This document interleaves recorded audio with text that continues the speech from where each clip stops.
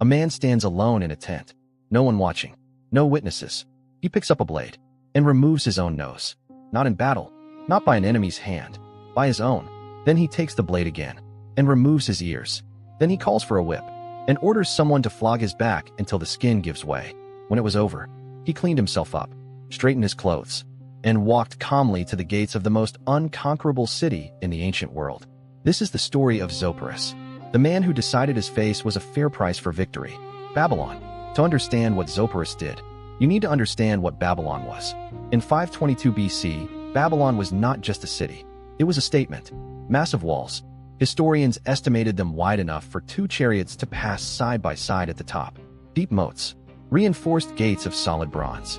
Inside, enough food and water stored to outlast any siege for years. Babylon had watched armies arrive at its walls and watched them leave. It had survived the Assyrians, survived internal revolts, survived everything the ancient world had thrown at it.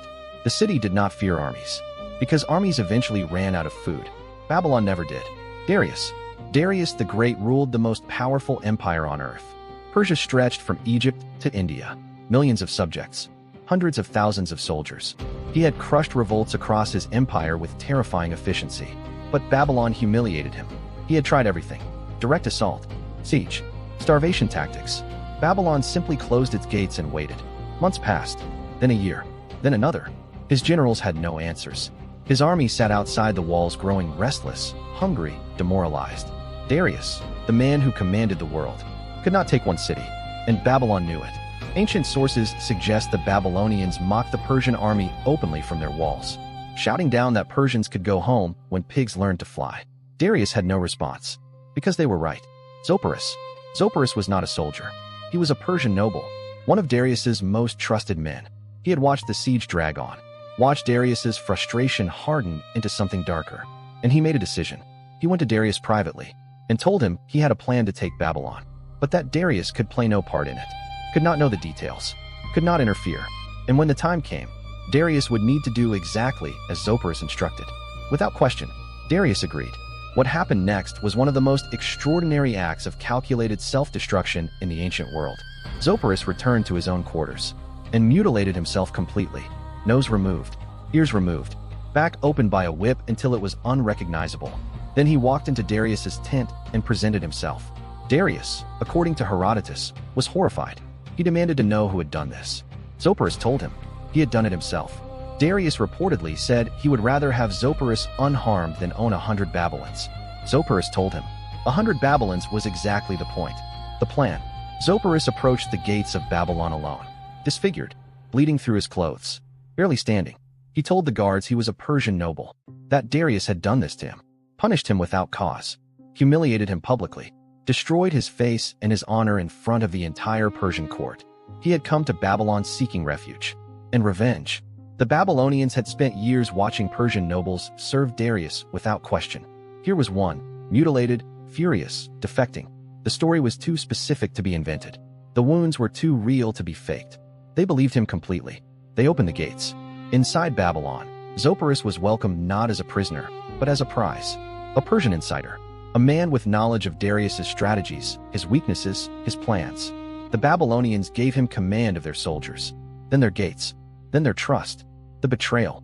Before entering Babylon, Zopyrus had agreed a signal with Darius. On a specific date, he would open one gate. Persian soldiers would enter. He would retreat. They would withdraw. Babylon would believe it was a failed raid. Zopyrus would be seen fighting the Persians back. His cover would deepen. It worked. Then a second date. A second gate. Again, Persians entered. Zopyrus appeared to repel them. His reputation inside Babylon grew with every Persian retreat. Here was a man who had not only defected, but was actively defeating his former masters. Babylon celebrated him, gave him more command, more access, more trust. Then came the third date, the real one. Zopyrus opened the main gates from the inside. All of them. Darius's full army walked into Babylon without resistance. The siege that had lasted 20 months ended in a single night. The aftermath. Darius took Babylon completely. He tore down its walls, removed its gates. The city that had never fallen was dismantled. Darius rewarded Zopyrus with everything Babylon had once owned, made him governor of the city, gave him its revenues for life, honored him above every other man in the empire, and reportedly said publicly, that of all his subjects across the entire Persian Empire, he valued Zopyrus above them all, except perhaps Megabyzus, his greatest general, and even then, he wasn't certain. Herodotus, who recorded this story, noted that Persians considered this the greatest deed of any living man in their era. Not a battle won, not an army defeated, a man who looked at an impossible problem and decided the cost of solving it would come from his own body. Closing. History remembers conquerors by what they took. Alexander by the empires he swallowed. Caesar by the lands he claimed. Darius by the world he controlled. But Babylon, the city that never fell, was not taken by an army. It was taken by one man, alone in a tent, with a blade, and a certainty that some victories cost more than blood. They cost the face you will wear for the rest of your life. Zopyrus lived out his years as the most honored man in Persia. Wealthy, celebrated, untouchable. We don't know if he ever looked in a mirror. We don't know what he felt when the gates opened. We know only what he gave. And what Babylon gave back. Nothing. Because it had no choice. The city didn't fall to Persia. It fell to a man who was willing to pay a price. No one else would.